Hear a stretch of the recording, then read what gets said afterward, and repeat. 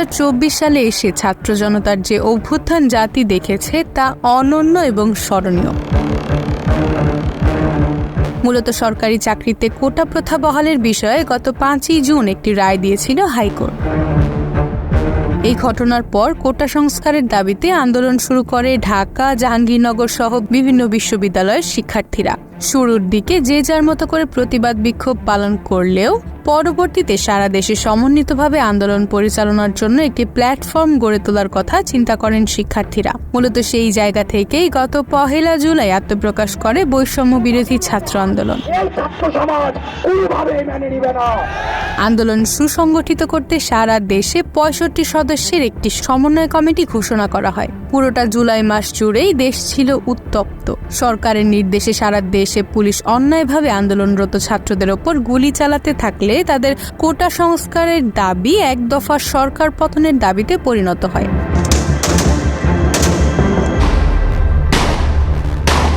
যার ফলস্বরূপ 5ই আগস্ট পদত্যাগ করে দেশ ছেড়েছেন সাবেক সরকার প্রধান শেখ হাসিনা।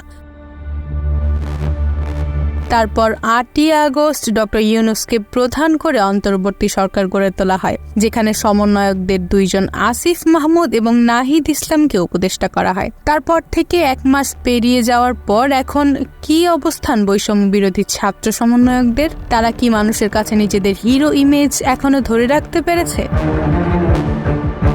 তারা বলেছিলেন সরকারের পতনের সাথে তাদের দায়িত্ব শেষ হবে, কিন্তু এখন তারা দেশের প্রায় সর্বোচ্চ ক্ষমতার জায়গায় অবস্থান করছেন। তাদের অবস্থান নিয়ে প্রায় সব মহলেই চলছে আলোচনা সমালোচনা।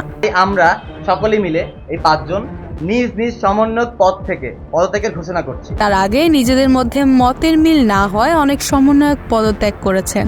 এছাড়াও দেশের বিভিন্ন জায়গায় সমন্বয়কদের নাম করে চাঁদাবাজি, হয়রানি করা হচ্ছে। এর সমাধান কি?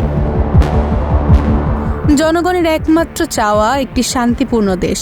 সেটি করার লক্ষ্যে যারা কাজ করবে মূলত তারাই জনগণের কাছে হিরো।